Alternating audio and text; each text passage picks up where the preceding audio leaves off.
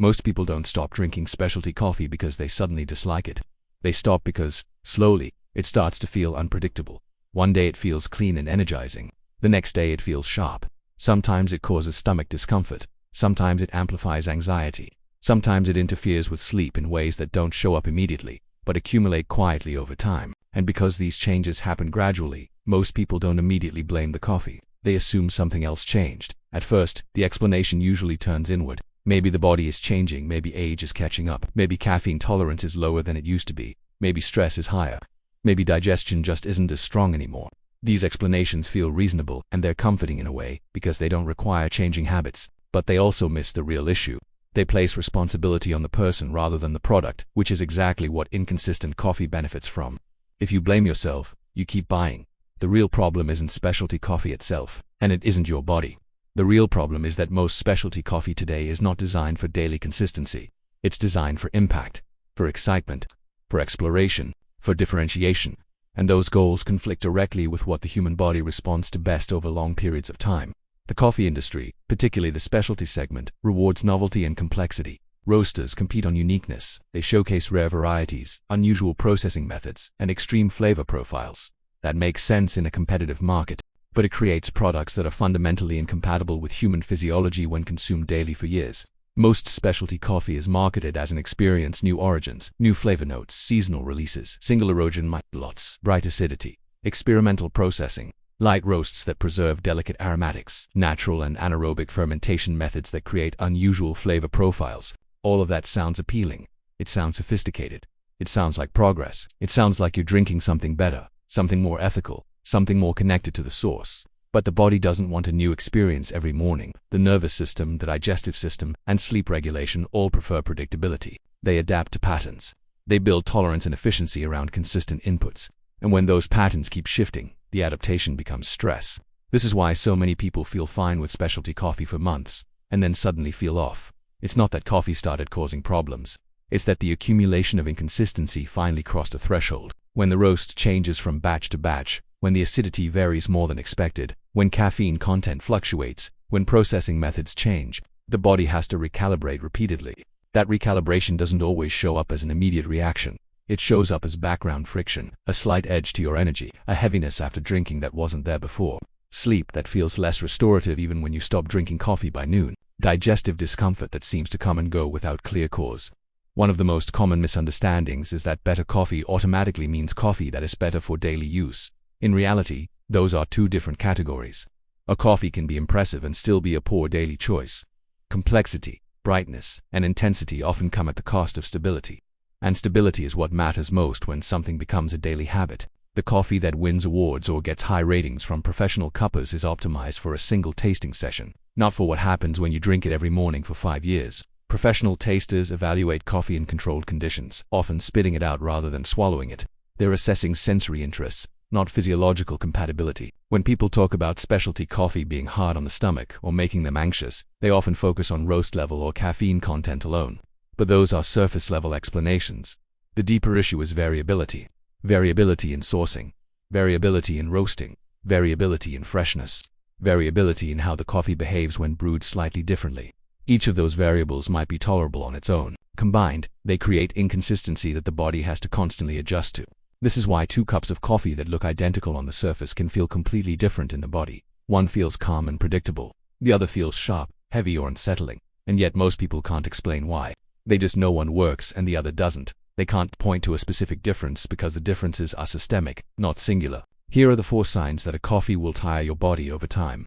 The first sign is when variability between batches is treated as a feature. When a brand tells you that each batch tastes different because it's seasonally rotating or highlighting terroir, they're describing inconsistency as a characteristic. They're framing a functional problem as a philosophical virtue. Your body doesn't care about terroir. Your digestive system can't adapt to a moving target. If the coffee you buy in January tastes significantly different from the coffee you buy in March, your body has to recalibrate. That recalibration costs energy and creates stress, even if you don't consciously feel it. This is especially common with single-origin coffees that rotate through different farms or regions throughout the year. The marketing frames this as a journey through coffee-growing regions. You're supposed to appreciate the diversity. You're supposed to enjoy the discovery. And for occasional drinking, that might be fine, but from a physiological perspective, it's a series of disruptions. Each time the coffee changes, your body's established response patterns no longer apply. The caffeine might hit differently. The acids might interact with your stomach differently. The overall stimulant effect might feel sharper or duller. None of these changes are dramatic enough to notice immediately, but over months and years, they prevent your system from ever fully settling. The irony is that many people turn to specialty coffee specifically because they want something better for their body. They're willing to pay more. They're interested in quality. They read about fair trade and direct relationships with farmers. They assume that paying more and caring more will result in a coffee that treats their body better. But the very features that make specialty coffee interesting, the seasonal variation, the single origins, the experimental processing, are the same features that make it unstable for daily consumption. This doesn't mean specialty coffee is bad. It means it's optimized for a different goal. It's optimized for exploration and sensory interest, not for physiological consistency. The brands that succeed at daily reliability do the opposite. They source from multiple regions simultaneously.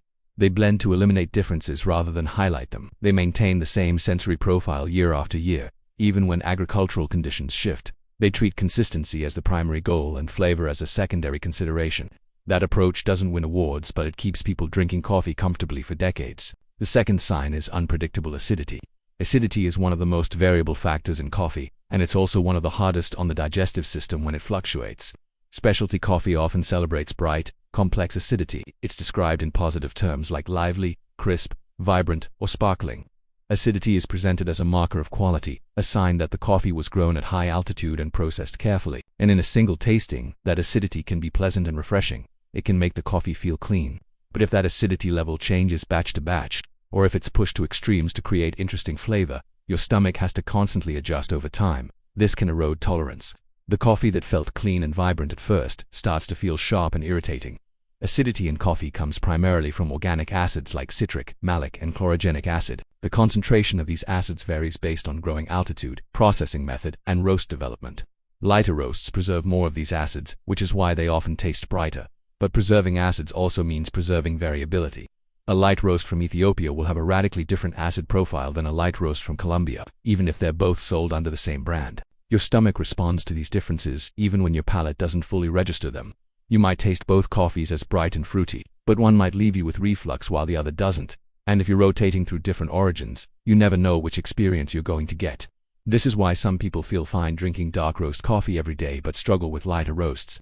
Even though lighter roasts are often marketed as higher quality, it's not that dark roasts are better. It's that darker roasting reduces and transforms acids in ways that create more consistency. A well-developed dark roast from different origins will have more similar acid profiles than light roasts from those same origins. For daily drinking, that similarity matters more than complexity. It matters more than preserving the delicate notes that distinguish one region from another. Your body doesn't reward you for appreciating complexity. It rewards you for providing consistency. The problem compounds when brands push acidity to extremes. Some specialty roasters intentionally underdevelop their roasts to maximize brightness. They stop the roast early to preserve as much acidity as possible. This creates coffee that tastes vibrant and intense in a cupping session, but it also creates coffee that's harsh when consumed daily. Underdeveloped coffee often contains higher levels of compounds that irritate the stomach lining. It can also produce uneven extraction, leading to sour or astringent flavors that feel abrasive over time. The third sign is when freshness becomes the consumer's responsibility.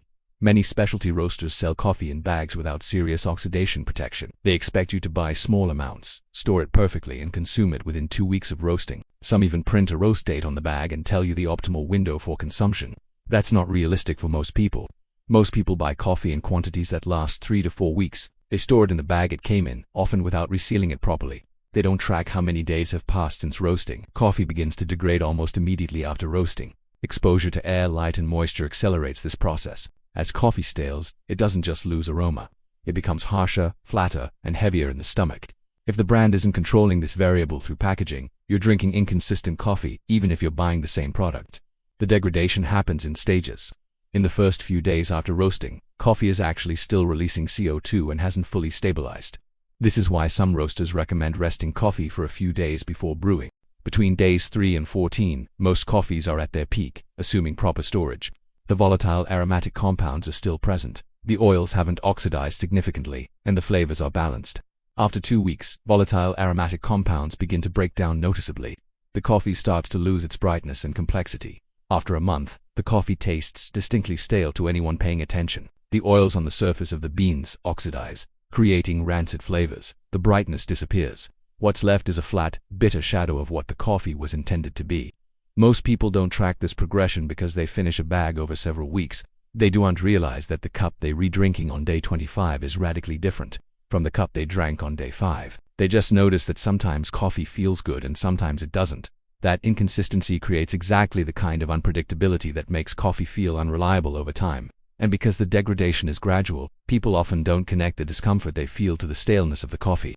They think it's just how coffee affects them. They think their body is becoming more sensitive. In reality, they're drinking oxidized oils and degraded compounds that would make anyone uncomfortable. Brands that care about daily drinking invest in packaging that slows degradation. Pressurized tins that protect coffee from oxygen exposure until the container is opened.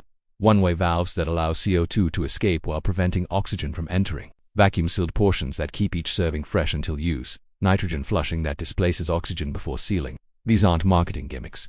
They're functional solutions to a real problem. They extend the window in which coffee remains stable and drinkable. They reduce the gap between day 3 and day 25. And for people drinking coffee every single day, that stability makes a measurable difference in how the coffee feels in the body. The fourth sign is when the coffee only works when prepared correctly. If a coffee only tastes good when brewed at precise temperatures, with exact grind sizes and specific ratios, it's not a forgiving coffee.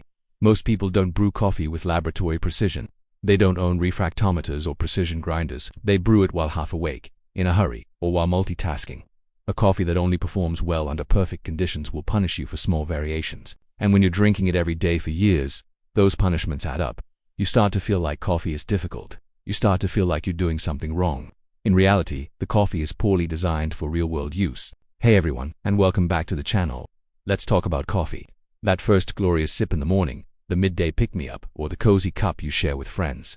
But have you ever stopped to think about what's actually in your mug? You've either probably heard terms like specialty coffee and seen bags with tasting notes like jasmine and bergamot, right next to a giant can of pre-ground coffee that just says 100% Arabica. Are they really that different? Today we're diving deep into the world of coffee to uncover the real, practical differences between that fancy single-origin pour-over and your trusty, everyday brew. This isn't about being a coffee snob. It's about understanding what you're drinking and why it matters. By the end of this video, you will know exactly what you're repaying for and how to choose the perfect coffee for any moment. First up, let's talk about the most obvious difference: flavor. When you grab a bag of specialty coffee, you're often greeted with a symphony of descriptions. Notes of blueberry, hints of dark chocolate, a floral aroma. This is what we call flavor complexity. Specialty coffee is all about showcasing the unique character of its origin, the specific farm, the altitude, the soil, the processing method. Think of it like a fine wine. The farmer's goal is to cultivate a bean that tells a story of its terroir. These beans are usually from a single origin, meaning they all come from one specific location, which preserves their distinct flavor profile. They are often lightly roasted to let these delicate, nuanced flavors shine through. So when you brew it, you're not just tasting coffee. You're experiencing a specific place and time. It's an adventure for your palate. Now, let's contrast that with what we might call daily driver coffee. This is the coffee designed for reliability and consistency. Think of the big brand names you see in every supermarket. Their goal isn't to surprise you with notes of passion. Their goal is to taste exactly the same every single time, no matter where you buy it or when. To achieve this, they typically use blends of beans from multiple countries and regions. This blending process allows them to smooth out any individual characteristics and create a standardized flavor profile. Often these beans are roasted darker. A darker roast can mask lower quality beans and creates that classic, bold, roasty coffee flavor that many people know and love. It's predictable, it's familiar, and it gets the job done. There's no complexity, but there is comfort in its consistency. So, the first big divide is complexity versus consistency. One is a journey, the other is a destination you already know. Next, let's get practical and talk about brewing. This is where the differences really start to impact your daily routine. Specialty coffee is, let's be honest, a bit sensitive. Because we're trying to extract those delicate, complex flavors, everything matters. The grind size needs to be just right. The water temperature has to be precise, usually between 195 and 205 degrees Fahrenheit. The ratio of coffee to water is crucial. Even the way you pour the water, like with a pour-over, can dramatically change the final taste. If your grind is too coarse, your coffee might taste weak and sour. Too fine, and it becomes bitter and over-extracted. It demands your attention and a bit of technique. It's a ritual. For many people, this process is part of the enjoyment. It's a mindful moment in their day. On the other hand, daily coffee is built for convenience. It's incredibly forgiving. You can scoop it into an automatic drip machine, press a button, and walk away. You don't need a scale or a gooseneck kettle. It's designed to taste pretty much the same whether you use slightly too much water or if your machine runs a little hot. The darker roast and blended nature mean it's less sensitive to small variations in your brewing method. Its flavor profile is robust enough to stand up to less than perfect conditions. This is why it is perfect for a busy office environment or for those frantic mornings when you just need caffeine. Stat. You sacrifice the nuance and complexity of specialty coffee, but you gain speed, ease, and a nearly foolproof brewing experience. It's the difference between cooking a gourmet meal from scratch and popping a reliable, tasty frozen dinner in the microwave. Both can be satisfying, but they serve very different purposes. Now, let's zoom out and consider the bigger picture. The long-term effects on your body and mind. Let's start with the physical side. A key factor here is the quality of the beans themselves. Specialty coffee has a much stricter grading process. Beans are sorted meticulously to remove any defects, things like broken beans, insect damage, or mold. These defects can not only create off flavors but can also contain mycotoxins, which are compounds produced by mold that you definitely don't want to be consuming regularly. While commercial coffee brands also have quality control, the standards for specialty are significantly higher. You're simply getting a cleaner, higher quality raw product. Furthermore, the lighter roast common in specialty coffee may preserve more of the beneficial compounds like chlorogenic acids, which are powerful antioxidants. So, from a purely physical standpoint, consistently drinking high-quality, carefully sourced specialty coffee could be a better choice for your long-term health. Now for the psychological side, which is just as important. The experience of drinking coffee can be so much more than just a caffeine delivery system. Preparing and drinking specialty coffee can become a mindful practice. The ritual of grinding the beans, measuring the water, and focusing on the pour can be a calming meditative start to your day. It encourages you to slow down and be present. The thrill of discovering new flavors, learning about different origins, and dialing in your brew can become a genuine hobby, a source of joy and intellectual stimulation. It connects you to a global community of farmers, roasters, and fellow enthusiasts. On the other side, the comfort of a consistent daily brew is also psychologically powerful. It's a stable, predictable part of your routine. It's the reliable friend that's always there for you, tasting just as you expect, providing a sense of normalcy and comfort in a chaotic world. It's the warm, familiar hug in a mug. So, one path offers mental engagement and discovery, while the other offers stability and comfort. Neither is inherently better, they just nurture different psychological needs. So, what's the verdict? Which coffee is better? The truth is, it's not a competition. The best coffee is the one that fits your needs, your budget, and your lifestyle at any given moment. Specialty coffee is an affordable luxury. It's a way to explore the world through taste, to engage in a hobby, and to appreciate the craft and dedication that goes into a single cup. It's perfect for those weekend mornings when you have time to savor the process or when you want to treat yourself to something truly special. Daily driver coffee is the workhorse. It's reliable, convenient, and comforting. It's the fuel that gets you through a busy work week and the simple no-fuss brew you can count on.